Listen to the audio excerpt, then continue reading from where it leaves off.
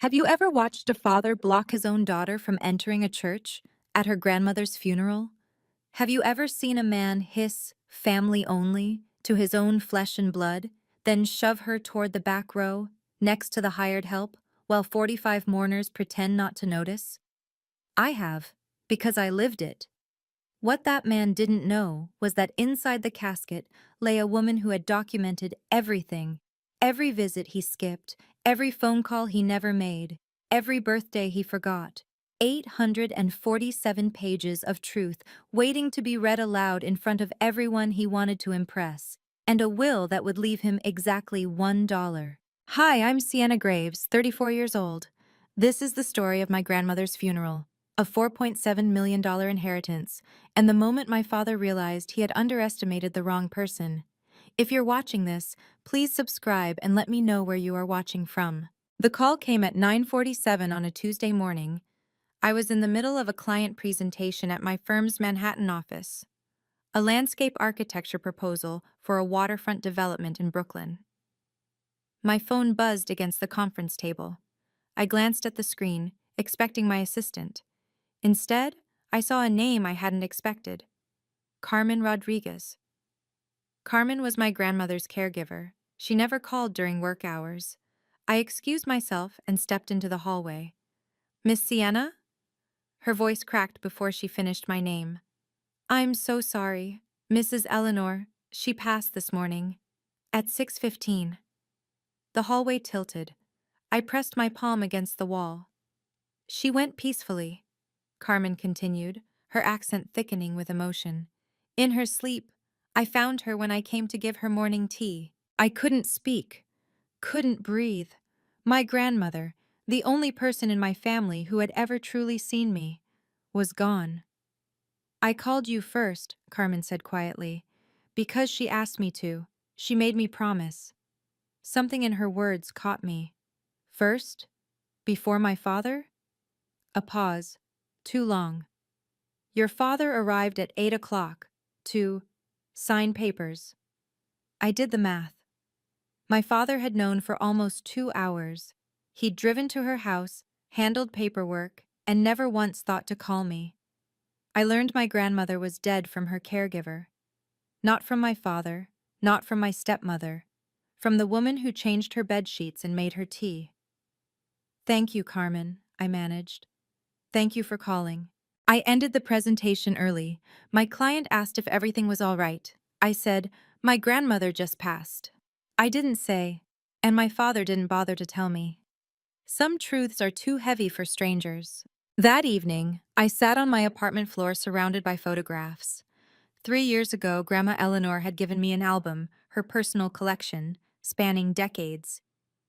"Keep this safe," she'd said, pressing it into my hands. "The truth lives in pictures." I hadn't understood then. I was beginning to now. I counted 47 family photographs from 1998 to 2020. Christmas mornings, Thanksgiving dinners, birthday celebrations, Easter brunches. 47 snapshots of the Graves family through the years. I appeared in 3 of them. 3. And in all 3, it was just me and Grandma Eleanor, photos she'd taken herself, separate from the official family portraits. In the real pictures, the ones framed and displayed, there was my father, Richard, his wife, Marlene, various cousins and aunts. A perfect family unit, smiling for the camera. I was nowhere. A memory surfaced, sharp as broken glass. Christmas 2002. I was 12. Marlene had gathered everyone in front of the tree, arranging them like props in a department store window. "Sienna, sweetie, could you step aside for a moment? I just want to get a family photo." I'd looked at my father, waiting for him to say something. To say, "She is family." He adjusted his tie and smiled for the camera. I flipped to the back of the album. There, tucked between the pages, was a photo I'd almost forgotten. Grandma Eleanor and me, taken in 2021, sitting on her porch swing. On the back, in her elegant cursive, "My real granddaughter, the only one who remembers my birthday." I traced her handwriting with my fingertip. She had seen. All those years of being erased and she had seen everything. I just didn't know yet how much she'd written down. The next morning, I called my father to ask about the funeral arrangements. He answered on the fourth ring, his voice carrying that particular blend of impatience and condescension I'd known my entire life. "Sienna, I was going to call you." "No, you weren't," I thought. But I said, "I want to help with the arrangements. I can take time off work." "Marlene's handling everything." He cut me off like I'd offered to rearrange his sock drawer. "It's all taken care of. You just need to show up on time." I'd like to say something at the service, a few words about Grandma. I spent more time with her than anyone these past 7 years. The eulogy's already assigned. Pastor Thompson will speak, and Marlene will say a few words on behalf of the family. Marlene, my stepmother, the woman who had visited Grandma Eleanor maybe 20 times in 15 years, the woman who once asked me at Thanksgiving, "Remind me again how you're related to Eleanor?" She would speak for the family. I would not. "Dad, I was with her every week. I called her every night. I think I should—" "Sienna," his voice hardened. "Don't make this complicated. It's a funeral, not a stage. Just come, sit quietly, and don't draw attention to yourself." I gripped the phone so tightly my knuckles ached. "Fine," I said, because what else could I say? But before he hung up, something my grandmother told me 6 months ago surfaced in my memory. We'd been sitting in her garden, watching the sunset, and she'd squeezed my hand. "I've written it all down, sweetheart, everything, in my journal." I hadn't asked what she meant. Now I wished I had. The night before the funeral, I couldn't sleep. I sat at my desk, staring at a framed photograph of Grandma Eleanor. It was taken last summer on her 83rd birthday. I'd brought her yellow tulips, her favorite, and a homemade lemon cake. In the photo, she was laughing, a smear of frosting on her chin. I opened my calendar app and scrolled back through the years. I'm a meticulous person. Occupational hazard of being an architect. I log everything. 312 visits. That's how many times I'd driven from Manhattan to Westchester to see her since 2017. 45 minutes each way, sometimes in rush hour traffic, sometimes in snow. Every Sunday without fail, and often Wednesdays too. I thought about my father's visits. Carmen had mentioned it once, almost apologetically. "Your father came 4 times in the 5 years I've worked here, never stayed more than 20 minutes. 4 visits in 5 years. I'd made more than that in a single month. So why was I the one being pushed to the margins? My phone buzzed. A text from Carmen. "Miss Sienna, the lawyer Mr. Morrison wants to see you after the funeral tomorrow. He says it's important." Harold Morrison, Grandma's attorney. A man I'd met only twice, both times at her house. He'd always looked at me with a strange expression, something between curiosity and respect. I didn't know what important meant. I didn't know what tomorrow would bring. But I knew one thing. I would be at that funeral. Not for my father, not for Marlene, for Grandma Eleanor, the woman who had loved me when no one else would. And if they tried to make me feel unwelcome, I would not apologize for existing. Not anymore. March 14th, 2024. The morning of the funeral. I dressed carefully, choosing a simple black dress, the one Grandma Eleanor had given me for my 33rd birthday. "Classic and elegant," she'd said when I opened the box. "Like you." Around my neck, I fastened my mother's pearl necklace. It was the only thing I had left of Catherine Graves, who died of cancer when I was 8 years old. My father had erased almost every trace of her after he remarried. Photographs removed, belongings donated, her name rarely spoken. But Grandma Eleanor had saved this necklace.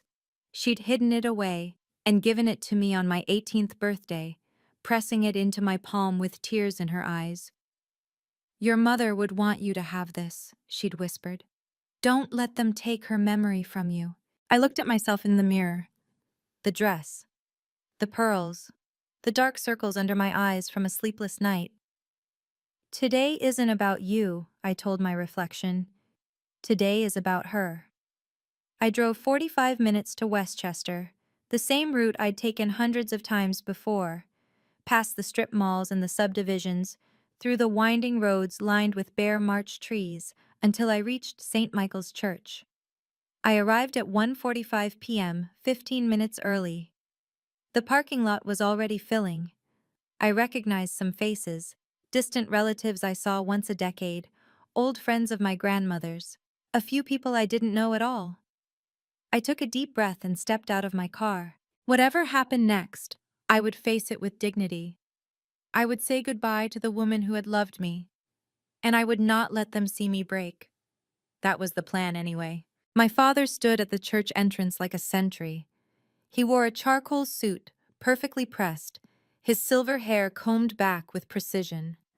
He was shaking hands with arriving guests, accepting condolences with a somber nod, the picture of a grieving son. I climbed the stone steps. He saw me coming, and his expression shifted. The practiced sorrow flickered, replaced by something harder. Sienna. He stepped into my path. What are you doing here? It's Grandma's funeral, Dad. He glanced over his shoulder. Aunt Margaret, Grandma Eleanor's younger sister, was watching us from just inside the doorway. He lowered his voice. I didn't think you'd actually come. She was my grandmother. Yes, well. He adjusted his cufflinks, a nervous habit I'd noticed since childhood. The family seating is full. You'll need to sit in the back. I stared at him. I'm her granddaughter. Family only in the front rows. His voice dropped to a hiss, barely audible. You understand. Before I could respond, Marlene appeared at his elbow. She wore a black Chanel suit and an expression of mild surprise, as if she'd discovered an unexpected stain on her carpet. Oh, Sienna, I didn't think you'd make it. Why wouldn't I make it to my own grandmother's funeral? Marlene's smile didn't reach her eyes. Well, you know, you're always so busy with work. She turned to my father. Richard, the Hendersons are asking for you. My father placed a hand on my shoulder, not affectionately but firmly, steering me aside. There's space in the back, he said, near the exit, in case you need to leave early. He walked away before I could answer. Aunt Margaret was still watching. Her expression was unreadable. I walked into the church alone. 45 mourners filled the pews. Soft organ music played. At the front, my grandmother's casket rested beneath a spray of white lilies, her second favorite flower. Yellow tulips were her first, but apparently no one had thought to ask. The front row, my father, Marlene, 3 cousins I barely knew. They sat with their heads bowed, performing grief like actors hitting their marks. I moved toward the second row. My father turned, caught my eye, and shook his head. A small, sharp motion. No. I looked around the church. Every face turned away, suddenly fascinated by their programs or their folded hands. No one would meet my gaze. The back row had 3 occupants. Carmen, dressed in a simple navy dress, a woman I didn't recognize. Later I learned she was the hired driver, and an empty seat. I sat down next to Carmen. She reached over and took my hand, squeezing gently. Mrs. Eleanor would be so sad to see this, she whispered. She can't see it, I said. She's gone. Carmen looked at me with an expression I couldn't quite read. She sees everything, Miss Sienna. She always did. I didn't understand what she meant. Not yet. The service began. Pastor Thompson spoke about eternal rest and God's grace. Marlene delivered her eulogy, 5 minutes of generic platitudes about a woman she barely knew. She mentioned family 7 times. She didn't mention me once. Through it all, I sat in the last row, next to the caregiver and the hired driver, watching my father accept handshakes and sympathetic nods. Carmen leaned close again. Mr. Morrison, the lawyer, he told me something. He said today, many people will be surprised. I had no idea what she meant, but I was about to find out. Marlene stood at the podium, dabbing her eyes with a monogrammed handkerchief. Eleanor Graves was an extraordinary woman, she began, her voice trembling with practiced emotion. She loved her family unconditionally. She welcomed me into her home, into her heart, from the very first day I married Richard. I watched her performance with a strange detachment. Every gesture was calculated, the pause for effect, the slight catch in her voice, the way she gripped the podium as if overcome. In her final years, we spent so much time together. She would tell me stories about the old days, about raising Richard, about her dreams for our family's future. A memory surfaced, unbidden. Christmas 2022. I'd asked Grandma Eleanor if Marlene ever called. She'd smiled, but it didn't reach her eyes. That woman has called me twice in 10 years, sweetheart. Both times to ask about the house paperwork. Now Marlene was weeping openly, accepting tissues from my father, painting herself as the devoted daughter-in-law. Eleanor will live forever in our hearts, in the hearts of her family. She stepped down from the podium to scattered applause. My father embraced her. Cousins nodded approvingly. Carmen's hand tightened on mine. I noticed Aunt Margaret wasn't clapping. She sat rigid in her pew, watching Marlene with an expression cold enough to frost glass. When Marlene passed her row, Margaret didn't offer condolences. She didn't even look up. Something was happening beneath the surface of this funeral. Currents I couldn't see, pulling in directions I didn't understand. Marlene had used the word family 7 times in 4 minutes. She hadn't used my name at all. But Grandma Eleanor had written everything down, and somewhere in this room, someone knew the truth. After the service, mourners gathered on the church lawn. I stood alone near an old oak tree, watching clusters of people exchange hushed conversations. My father worked the crowd like a politician, accepting embraces and murmured sympathies.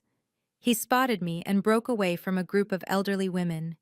His stride was purposeful, his jaw tight. "Satisfied?" he asked when he reached me. "Satisfied with what?" "Coming here, making people notice you." I sat in the back row. I didn't say a word. "You didn't need to. Everyone saw you skulking in like some uninvited guest." "I am not uninvited. She was my grandmother." "She was my mother." He jabbed a finger toward his chest. "Mine, not yours." "I visited her 312 times in 7 years. How many times did you visit?" His face reddened. "You have no right." "4 times. Carmen told me. 4 visits in 5 years, and you never stayed longer than 20 minutes. Carmen is the help. She doesn't know. She knows exactly who showed up and who didn't." For a moment, something flickered in his eyes. Not guilt. My father wasn't capable of guilt. Fear, maybe, or calculation. Before he could respond, a calm voice interrupted us. "Excuse me, Mr. Graves." We both turned. Harold Morrison stood a few feet away, silver-haired and impeccably dressed, holding a leather briefcase. "We need to proceed to my office now," he said. "There's a matter regarding Eleanor's will that requires immediate attention." My father's composure cracked, just for an instant, a flash of something I'd never seen on his face before. "Of course," he said, smoothing his tie. "We'll follow you there." Morrison nodded, then looked at me. "You too, Miss Graves. Eleanor specifically requested your presence." I followed the procession of cars through the winding streets of Westchester. Ahead of me, my father's silver Mercedes moved through traffic with aggressive precision. Through the rear window, I could see Marlene gesturing emphatically, her hands cutting through the air. My father kept shaking his head. They were arguing. About what? I couldn't guess. My phone buzzed. A text from Carmen. "I've been asked to come to the lawyer's office too. I don't understand why." I stared at the message, pieces beginning to shift in my mind. Grandma Eleanor's words from 6 months ago. I've written it all down, everything, in my journal. Carmen's cryptic comment at the funeral. "Today, many people will be surprised. Morrison specifically requesting my presence." And now Carmen, the caregiver, the witness to 7 years of daily life, summoned to a will reading. I thought about the journal. I'd seen it once, on Grandma Eleanor's nightstand.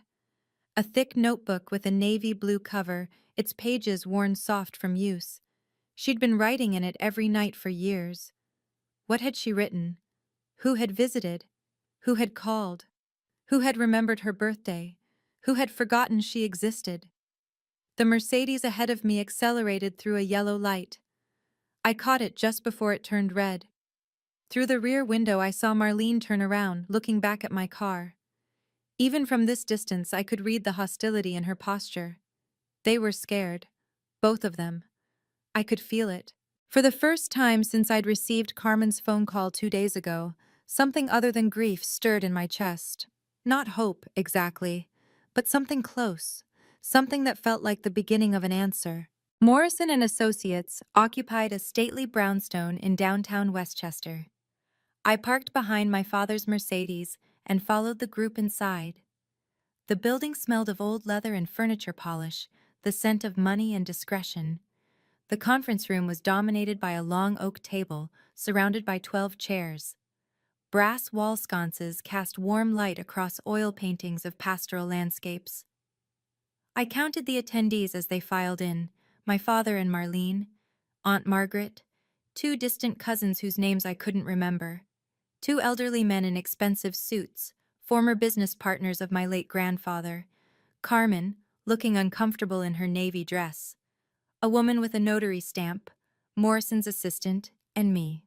12 people, 12 witnesses to whatever was about to happen.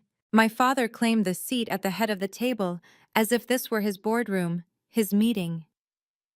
Marlene settled beside him, clutching her Hermes bag like a shield. I took a chair at the far end, directly facing my father.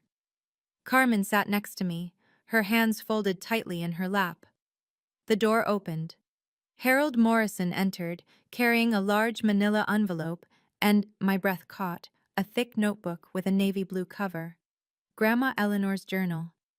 He placed both items on the table, surveying the room with the practiced calm of a man who had delivered difficult news many times before.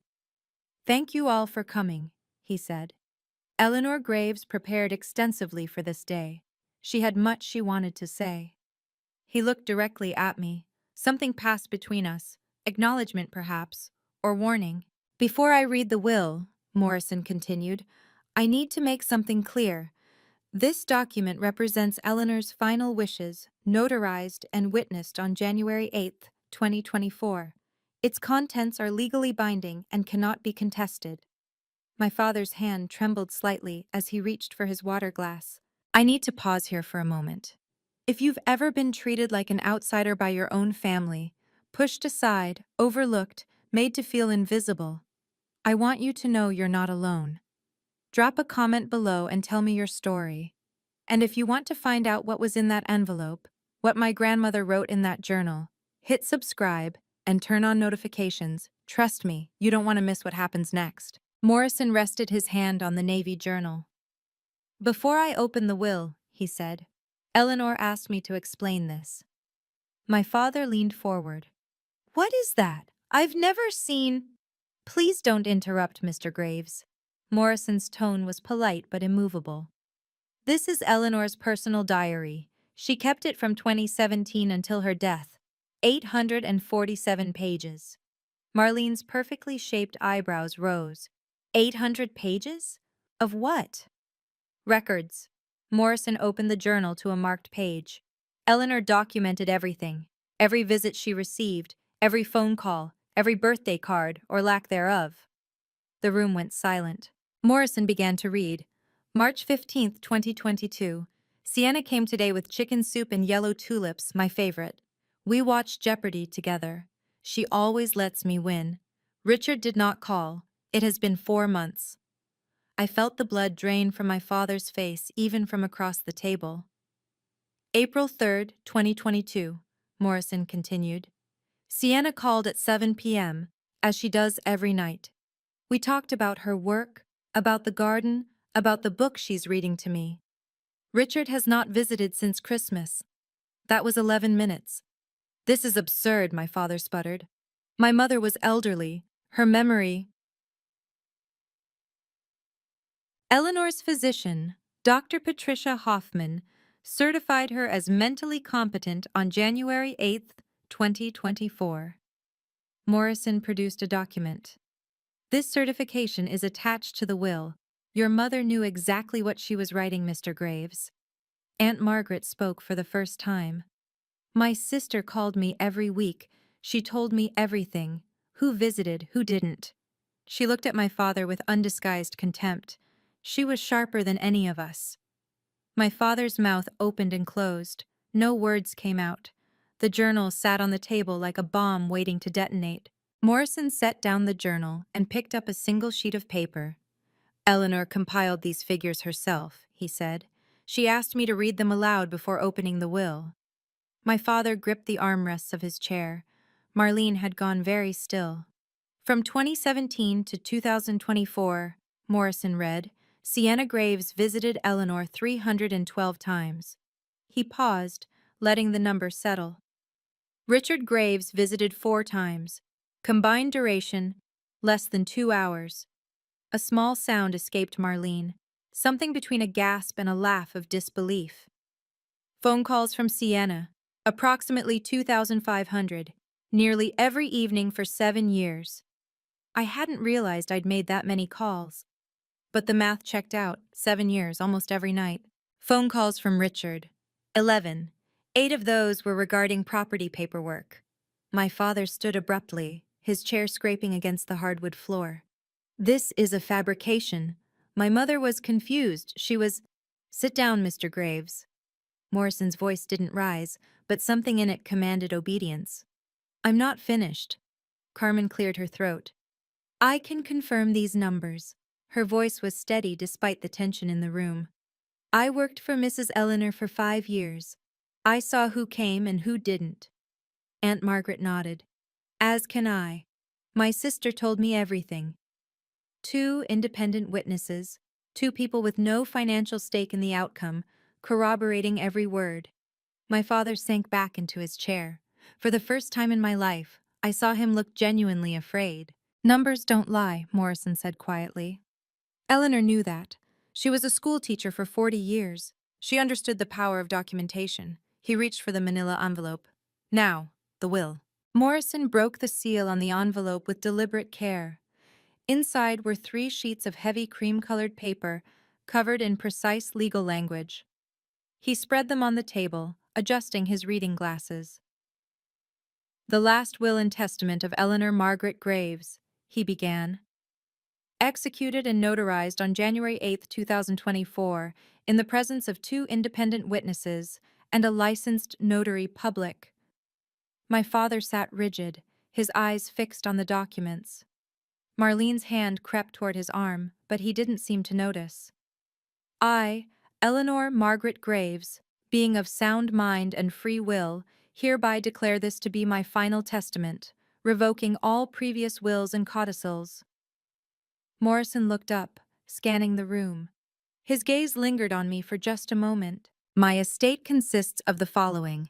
The residence at 47 Lakeview Drive, Westchester, New York, valued at approximately $2.3 million. The yacht, Lady Eleanor, valued at $890,000. Investment accounts at Vanguard Financial, current balance $1.2 million. My art collection, appraised at $340,000. He paused, letting the figures sink in. Total estate value, approximately $4.73 million. Marlene's grip on her Hermes bag tightened visibly. My father's breathing had become shallow, rapid. I wasn't looking at the documents. I was looking at the photograph on the wall behind Morrison. A black and white image of my grandmother as a young woman, laughing at something just outside the frame. She had known this moment would come. She had prepared for it meticulously, documenting every slight, every absence, every proof of who had truly been there for her. Morrison turned to the second page. I will now read the distribution of assets, he said. Eleanor was very specific about who receives what, and more importantly, why. Article 1, Morrison read, to my son, Richard Allen Graves. My father straightened in his chair, a flicker of his old confidence returning. He smoothed his tie, preparing to receive what he clearly believed was his birthright. Morrison continued without inflection. I leave the sum of $1. The silence that followed was absolute. My father blinked. I'm sorry. What did you say? $1, Mr. Graves. Morrison's expression remained neutral. Eleanor included an explanation, which I am required to read. I leave Richard $1 so that he cannot claim I forgot him. I did not forget. I remember very clearly the 7 years he abandoned me. This is... My father's voice cracked. This is insane. She wasn't in her right mind. The mental competency certification is attached, as I mentioned. Morrison produced another document, signed by Dr. Patricia Hoffman on January 8, 2024. Your mother was evaluated specifically for this purpose. Marlene grabbed my father's arm. Richard, do something. I'll sue, he snarled. I'll contest this in court. On what grounds? Morrison asked calmly. The will is properly executed, witnessed, and notarized according to New York state law. Your mother's mental capacity is documented by a licensed physician. You have no legal standing to challenge these provisions. But I'm her son, her only child. Yes, Morrison agreed. And she left you exactly what she intended to leave you. I watched my father's face cycle through shock, rage, and something I'd never seen there before: humiliation. The man who had spent his life projecting success and status was being stripped bare in front of everyone he'd wanted to impress. Aunt Margaret hadn't moved, hadn't spoken, but a small, grim smile played at the corners of her mouth. My father didn't sit down. His face had turned a mottled crimson, veins pulsing at his temples. This is a conspiracy, he hissed. Someone manipulated her. Someone... His eyes landed on me. You. I met his gaze steadily. I didn't know anything about this. Liar! He slammed his palm on the table. You visited her constantly. You poisoned her against me. I visited her because I loved her. Love? He laughed, a harsh, ugly sound. You wanted her money. That's all you ever wanted. I didn't know she had money. I never asked. Richard, Marlene tugged at his sleeve. Everyone is watching. He shook her off. I don't care who's watching.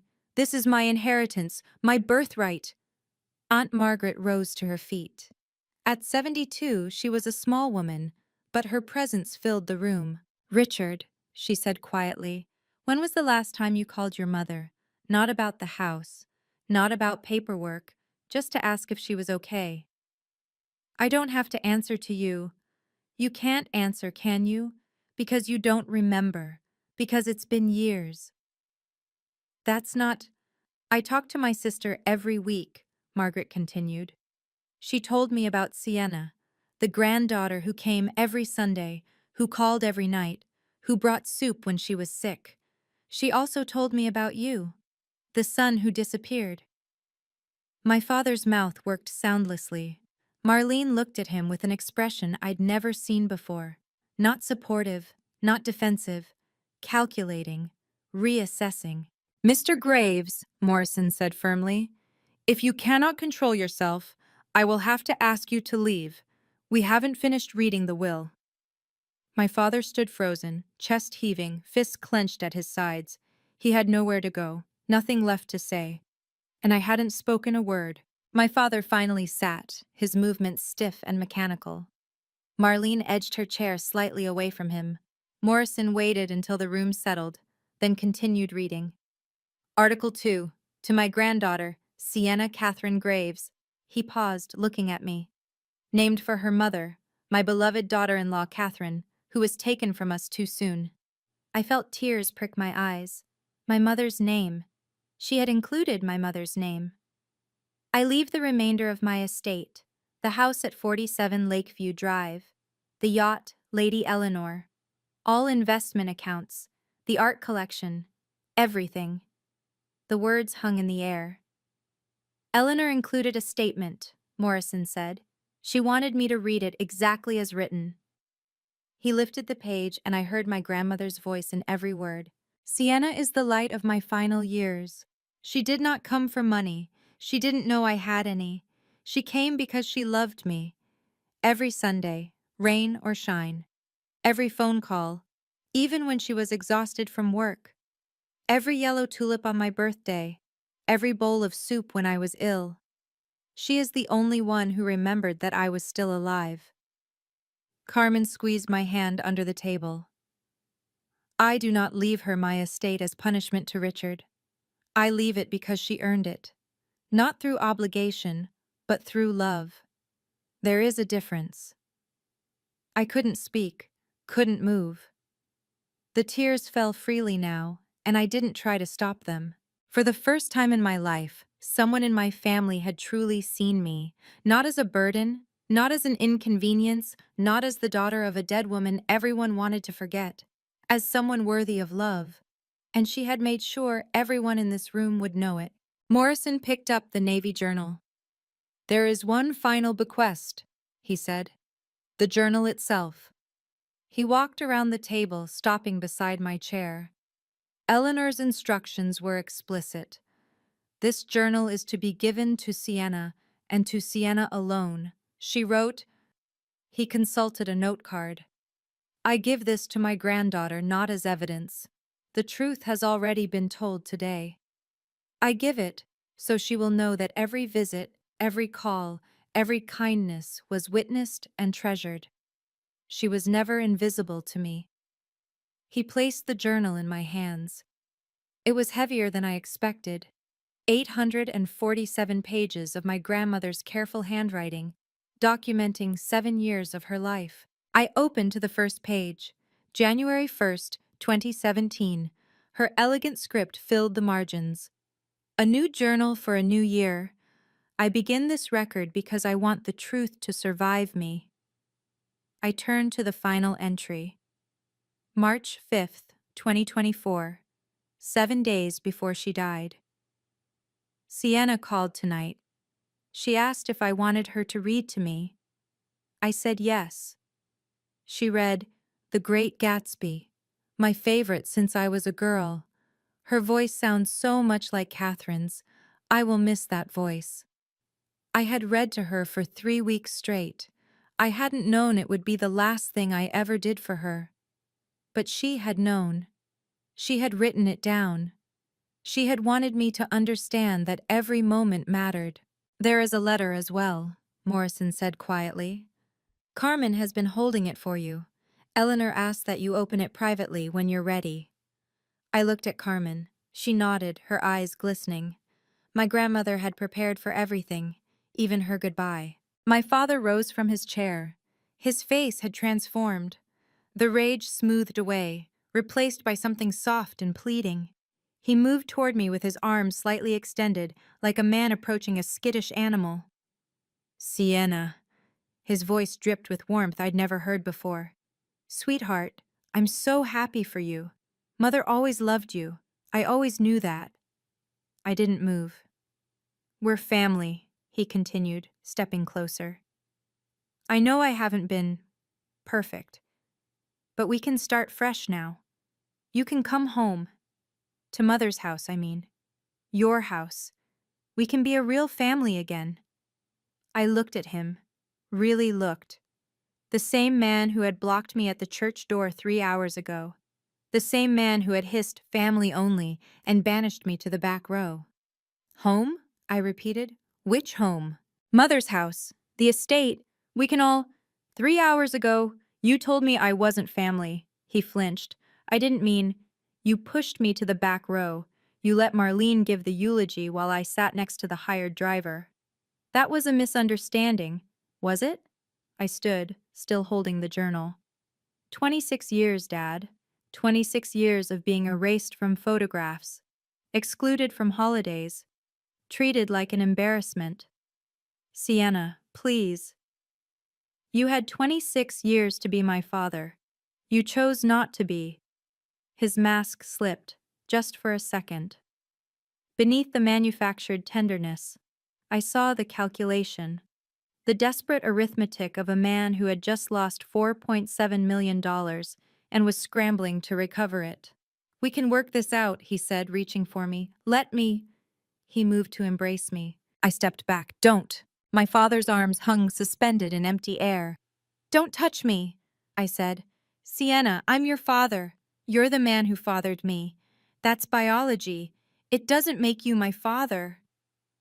The room had gone completely still. 12 people watching, barely breathing. You had 26 years to be a father, I continued, my voice steady. You chose to erase me instead. You removed my mother's photographs from the house. You stopped inviting me to holidays. You let your wife treat me like a stranger at family gatherings. Marlene never. You did nothing. For 26 years, you did nothing. And now, because Grandma left me her estate, suddenly you want to start fresh? He opened his mouth, but I wasn't finished. I don't hate you, I said. Hate takes energy I don't want to waste on you. I'm just done. You can't mean that. I can. And I do. I turned to Morrison. What paperwork do I need to sign? Morrison nodded, a flicker of something like respect in his eyes. We can complete the documentation now, if you prefer. I prefer. I walked past my father without looking back. He grabbed my arm. Sienna, wait. I turned, looked at his hand on my sleeve, then at his face. Let go of me. Something in my voice, the absolute calm of it perhaps, made him release his grip. Don't call me, I said. Don't visit. Don't send letters. We're done. I sat down at Morrison's desk. Behind me, I heard Marlene whispering furiously to my father. I heard Aunt Margaret's quiet voice. Let her go, Richard. You've already lost. I picked up the pen Morrison offered, and I began to sign. This was the moment I'd waited for my entire life. Not the money, but the right to say enough. If you've ever had to set boundaries with a toxic family member, drop A in the comments. I want to know I'm not the only one. And if you want to hear what happened to my father after that day, trust me, there's more. Keep watching. The story isn't over yet. The paperwork took 45 minutes. Morrison guided me through each document with patient precision. The deed transfer for 47 Lakeview Drive, the yacht registration, the investment account forms, the art collection inventory. Each signature felt like a small act of reclamation. Miss Graves, Morrison said as I signed the final page, I need to ask you something. Eleanor anticipated that your father might react poorly to the will's contents. That's an understatement. She made arrangements. He produced a business card. This is a licensed locksmith. Eleanor prepaid for a complete lock change at the house. If you wish, I can have him there within the hour. I stared at the card. My grandmother had thought of everything. Not just the will, but the aftermath. She had known exactly what her son was capable of. Yes, I said. Change the locks today. Morrison nodded, already reaching for his phone. Through the glass partition, I could see my father and Marlene still in the conference room. They weren't speaking to each other. Marlene sat with her arms crossed, staring at the wall. My father slumped in his chair, looking somehow smaller than when we'd arrived. The other attendees had begun to leave. Aunt Margaret paused at the door, caught my eye, and gave me a small nod. The two elderly businessmen shook Morrison's hand and departed without acknowledging my father at all. No one offered Richard condolences. No one shook his hand. The man who had positioned himself as the grieving son, the devoted heir, sat alone and ignored. Eleanor was very clear about one thing, Morrison said, ending his call. She wanted you protected, not just financially, emotionally. She knew this day would be difficult. She knew everything, I said. She always did. I walked out of Morrison's office with the journal pressed against my chest. Carmen was waiting in the hallway. She looked nervous, her hands twisting together. Miss Sienna, may I speak with you? Of course, Carmen. She glanced toward the conference room, where my father still sat motionless. Then she stepped closer, lowering her voice. Mrs. Eleanor, she loved you like a daughter. In the end, she only talked about you. About your voice when you read to her. About the tulips you always brought. I felt my throat tighten. Thank you for taking care of her. You don't need to thank me. Carmen hesitated. But there's something else. Mrs. Eleanor asked me to keep something for you. Not in the will, private. She reached into her bag and produced a small envelope. My grandmother's handwriting on the front. For Sienna. Open when you're ready. I took it carefully, feeling the weight of paper inside. She wrote it 1 week before she passed, Carmen said. She told me, this is what I couldn't put in the legal documents, the things that are only for her. I slipped the envelope into my pocket, next to my heart. Thank you, Carmen, for everything. She nodded, tears glistening in her eyes. You were good to her, Miss Sienna. She was happy because of you. I want you to know that. Behind us, the conference room door opened. My father's voice strained and desperate. Sienna! Wait! I didn't turn around. Goodbye, Carmen, I said. I'll be in touch about the house. I walked toward the exit, my grandmother's journal in my arms, her letter in my pocket. Behind me, I heard my father calling my name. I didn't look back, didn't look. The March afternoon sun hit my face as I stepped outside. I stood on the brownstone's front steps, breathing in the cool air. For the first time in days, maybe longer, I felt something other than grief. Not happiness exactly, but something lighter, something like freedom. My phone buzzed. A text from an unknown number. Sienna, this is Aunt Margaret. I got your number from Harold. I'd like to see you when you're ready. Your grandmother talked about you constantly. I think we should get to know each other. She would have wanted that. I read the message twice, a small smile forming. Grandma Eleanor had talked about me. To her sister, to Carmen, probably to anyone who would listen. While my father pretended I didn't exist, she had been telling people about her granddaughter, the one who visited, the one who called, the one who remembered. I typed a reply. I'd like that too, Aunt Margaret. I'll call you this week. Behind me, the door burst open. Sienna! My father's voice ragged and desperate. We need to talk. Marlene's sharp tone cut him off. Richard, stop. You're making a scene. I don't care about scenes. That's my mother's money. It's not your money anymore. It never was. I didn't turn around. I walked to my car, unlocked it, and slid into the driver's seat. Through the rearview mirror, I could see them on the steps. My father, mouth open, one arm reaching toward my departing car. Marlene, standing apart from him, arms crossed, her expression cold. I started the engine. The last thing I saw before I pulled away was my father, frozen on the brownstone steps, watching me leave. He didn't follow. He had nothing left to offer. 3 weeks after the funeral, I was unpacking boxes in my grandmother's house. My house now. The locksmith had come the same day as the will reading. The security company had installed new cameras 2 days later. I'd spent the first week just walking through the rooms, touching the furniture, remembering.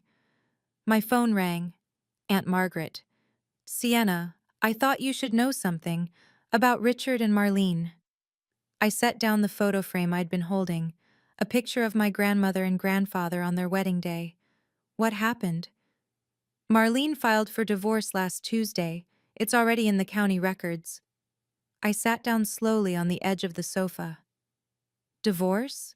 Apparently, she didn't know Richard had been cut out of Eleanor's will until the reading. She thought she was marrying into money. Margaret's voice carried a grim satisfaction. When she found out the truth, that he'd been lying about his relationship with his mother for years, she was displeased. I didn't know she had grounds for divorce. She's claiming fraud, misrepresentation of assets during the marriage. Her lawyers are good. I thought about Marlene at the will reading, the way she'd looked at my father when the truth came out. Not with sympathy, with reassessment. There's more, Margaret continued. The story's gotten around Westchester, the real estate community, the country club crowd. Everyone knows what happened. That Richard abandoned his mother for 7 years and got written out of her will. I didn't tell anyone. You didn't have to. 12 people were in that room. News like that travels fast.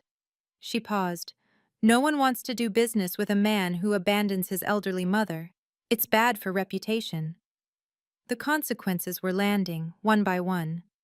I hadn't asked for revenge, but the truth had its own momentum. That night I sat alone in the living room. A fire crackled in the stone hearth, the same fireplace where my grandmother had sat with me so many times, sharing tea and stories.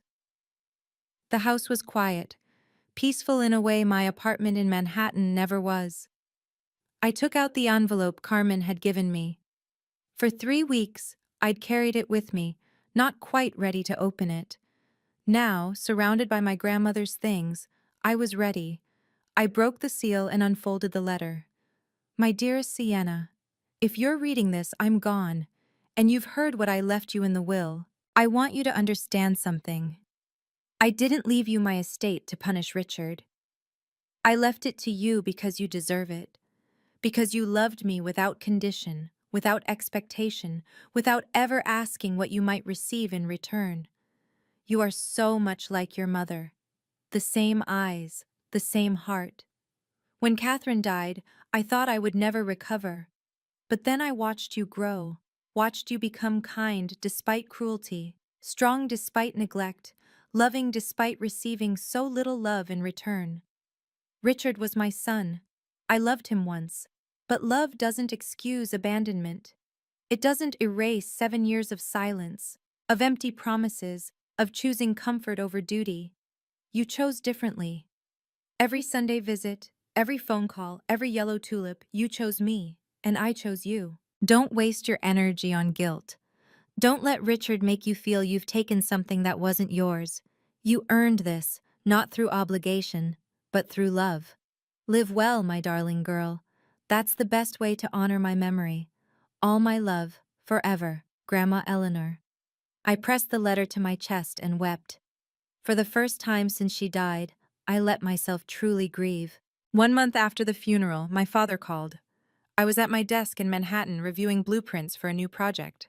His number appeared on my screen. I hadn't blocked it yet, though I'd considered it. Something made me answer. Sienna. His voice sounded different, tired, hollow. Can we talk? You have 2 minutes. A long exhale. I'm sorry. I know I've made mistakes. I know I wasn't the father I should have been. I waited. Marlene left me. The divorce is going to take everything. My reputation is destroyed. No one in Westchester will work with me anymore. His voice cracked. I have no one, Sienna. You're all I have left. I'm not yours to have. Please, I'll change. I'll do better. Just give me a chance. You had 26 years of chances. You spent them erasing me from your life. I was wrong. I admit it. But I'm your father. You're the man who blocked me from my grandmother's funeral, who made me sit in the back row with the hired help, who let your wife give the eulogy while I wasn't allowed to speak. Silence. You're not calling because you're sorry, I said. You're calling because you're alone, because Marlene left and your friends disappeared and you have no one else to turn to. That's not, it is, and I understand, but I'm not your backup plan. I'm not your last resort. Sienna, please, don't call again. I ended the call. Then I blocked his number. I sat for a long moment, staring at my phone. I didn't feel triumphant. I didn't feel vindicated. I just felt finished. 26 years of waiting for a father who would never come. It was time to stop waiting. The following weekend, I drove to Connecticut. Aunt Margaret lived in a small colonial house surrounded by gardens and yellow tulips, dozens of them, bright against the spring soil. Eleanor's favorite, Margaret said, following my gaze as she opened the door. I plant them every year, for her. She embraced me, a real embrace, warm and unhesitating. It felt foreign after so many years of family members who barely acknowledged my existence. We sat in her kitchen, drinking tea from china cups that had belonged to my grandmother's mother. The afternoon light slanted through lace curtains. Eleanor talked about you constantly, Margaret said. Every phone call, every visit, she told me everything. Sienna brought soup today. Sienna read to me last night. Sienna remembered my birthday when no one else did. I didn't know she told you. She told everyone who would listen. Margaret smiled, but her eyes were sad. She was so proud of you, of the woman you'd become, despite everything. Despite Richard, you mean? Despite all of it, your mother's death, the way you were treated afterward, the erasure. She reached across the table and took my hand. You didn't deserve any of that, Sienna. None of it was your fault. I'd waited 34 years to hear those words from a family member. Eleanor saved something else for you, Margaret said. Something she didn't put in the will. She left the room and returned with a small wooden box. Inside, photographs. Dozens of them. My mother and grandmother together. My mother holding me as a baby. My mother on her wedding day, radiant and young. Eleanor kept these hidden, Margaret said. She knew Richard would have destroyed them. She wanted you to have them someday. My mother's face smiled up at me from 30 years ago. I finally had her back. 3 months after the funeral, I sat across from Harold Morrison in his office. I've been thinking about what to do with the estate, I said. I want to create something lasting, something that would make Grandma Eleanor proud. Morrison leaned back in his chair, a slight smile on his face. What did you have in mind? A scholarship fund, the Eleanor Graves Memorial Scholarship. For children who've lost a parent, specifically kids who've been marginalized by their remaining family. Kids like I was. He nodded slowly. That's a beautiful idea. How would you like to structure it? The investment accounts generate approximately $60,000 annually in returns.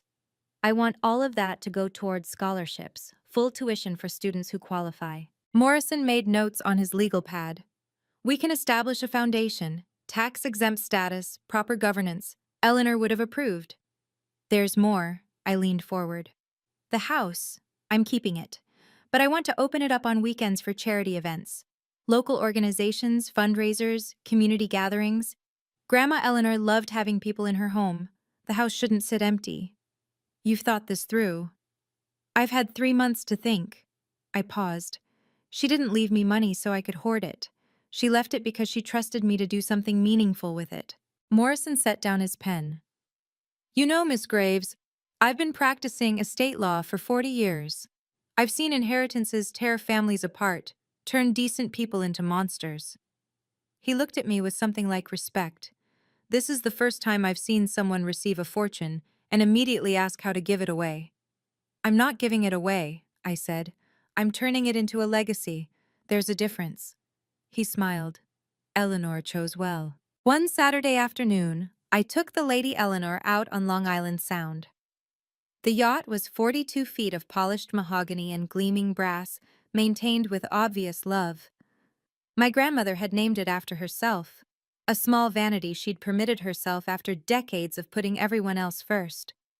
I stood at the helm, watching the Connecticut shoreline recede. The wind caught my hair, carrying the salt smell of open water. A memory surfaced. I was 10 years old, standing on this same deck.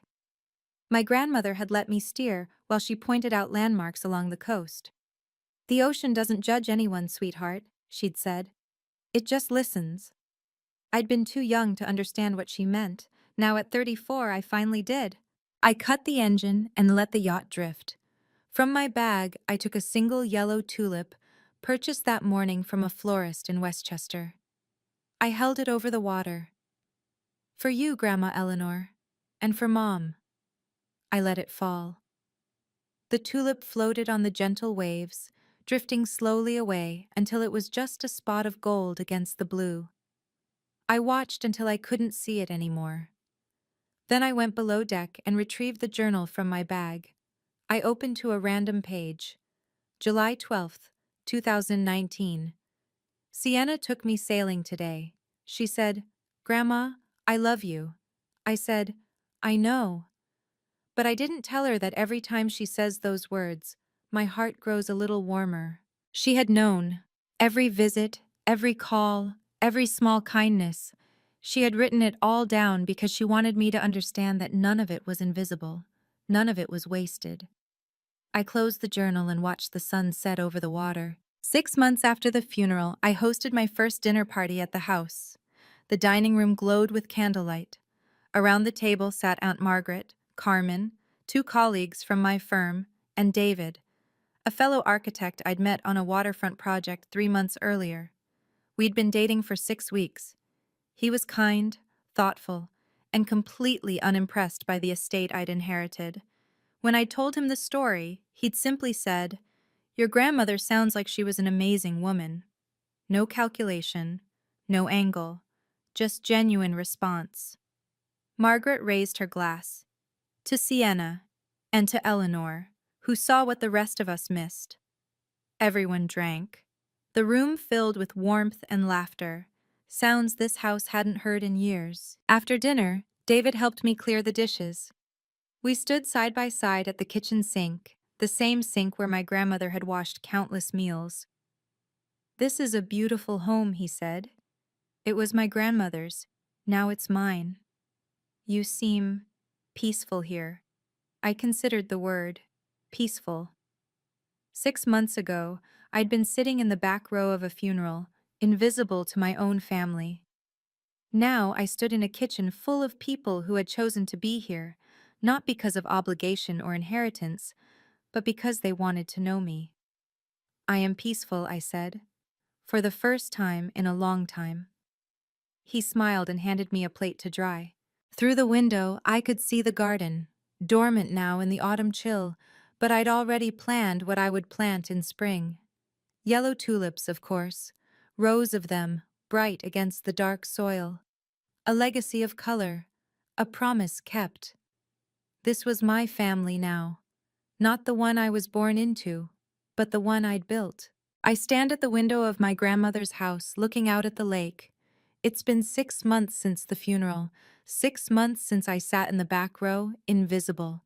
6 months since the will was read and everything changed. My grandmother left me $4.7 million. But the most valuable thing she gave me wasn't money. It was the truth, documented in 847 pages of her own handwriting. The truth that I was seen, that I was loved, that I mattered. My father hasn't called since I blocked his number. I heard through Aunt Margaret that he moved to Florida, living alone in a rented apartment. Whether he's found remorse or simply run out of people to blame, I don't know. And honestly, I don't care anymore. For 26 years, I waited for him to see me, to acknowledge me, to love me the way a father should love a daughter. I'm done waiting. Here's what I've learned. You can't force someone to love you, but you can choose who gets access to your life. You can set boundaries without guilt. You can walk away from people who hurt you, even if they share your blood. Family isn't just about genetics. It's about who shows up, who calls, who remembers your birthday, who brings soup when you're sick. My grandmother taught me that, and I will spend the rest of my life honoring her lesson. If you've ever been overlooked by your family, made to feel invisible, unworthy, less than, I want you to know, you are not alone, and you deserve better. Thank you for staying until the end of my story. If this resonated with you, please subscribe and share your own experience in the comments. I read every single one. Until next time, thank you for being here through this entire journey. If you've ever had to set boundaries with toxic family members, I want to hear your story. Drop a comment below. Your experiences matter, and you're not alone in this. If you want more stories like this one, hit subscribe and turn on notifications. There are more videos linked in the description. I'll see you in the next story. Take care of yourselves.